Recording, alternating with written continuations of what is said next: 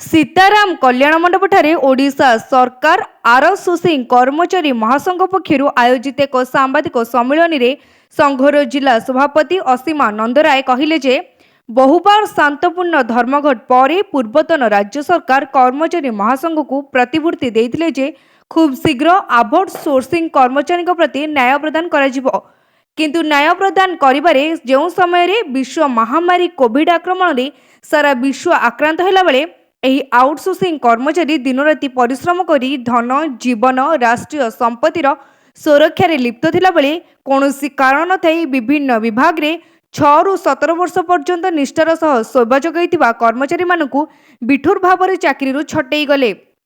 गृह विभाग अत्यंत अमानुषिक भाव डाटा एंट्री ऑपरेटर नियुक्ति उपरे 13/7/2022 तारिखरे एक निषेधादेश जारी कले। परिणाम स्वरूप राज्य प्राय 4000 अधिक कर्मचारी को अत्यंत निष्ठुर भाव चाकरी छटई गले। गोटे पटे छटई और अन्य पटे महंगा बजार में मात्र 25% दरमा वृद्धि घोषणा कले, जहाँ समस्त आउटसोर्सिंग कर्मचारी मानकु आज जाए मिलला नहीं एवं एही वर्ग रे नियुक्ति करी अधिकांश को दिन मजूरिया मान्यता देई एही सुविधार वंचित करागला।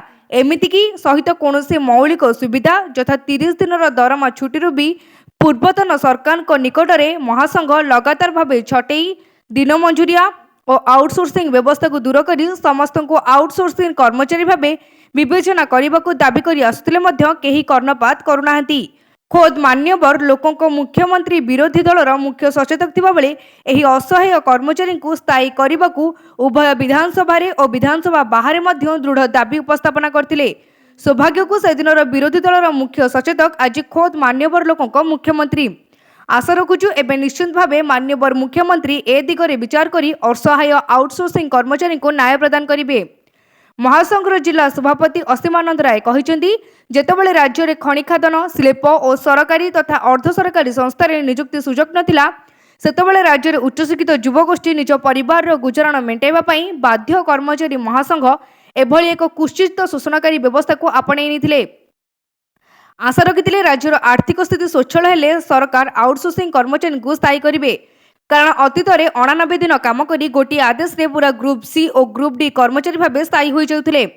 महासंघर कर्मकर्ता माने नूतन मुख्यमंत्री को साक्षात करी छटई कर्मचारी मान को पुनः नियुक्ति सह छटई बंद करिबा, डेली वेजेस कर्मचारी को आउटसोर्सिंग कर्मचारी मान भली समाज सुविधा प्रदान करिबा सह समस्त वर्गर आउटसोर्सिंग कर्मचारी मान को स्थायी करिबा और स्थायी प्रक्रिया शेष होबा पर्यंत सर्वनिम्न दरमा सहित चाकरीर निरापत्ता पई महासंघर नेतृत्व निवेदन करछंती। राज्य स्तर रे एक सांबादिक सम्मेलन करिथिलु तो सांबादिक सम्मेलन रे ई तीनोटी दाबी विषय आलोचना होइथिला जे छटई को बंद करा जाओ, डेली वेजेस एवं आउटसोर्सिंग मध्य तारतम्य रखा जाओ एवं रेगुलर करा जिवो।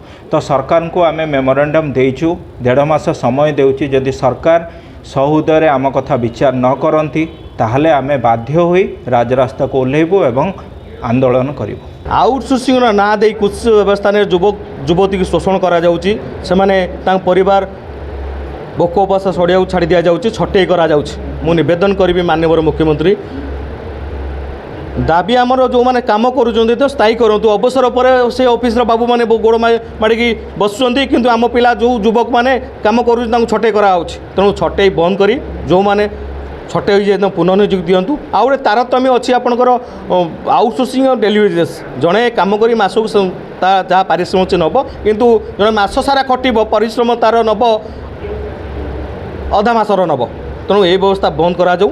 ये जो कृतदास कुत्सित गुतेश्वमी प्रथा जड़े कम कर मजूरी सी नब आउ जड़े दलाल व्यवस्था कहीं रही।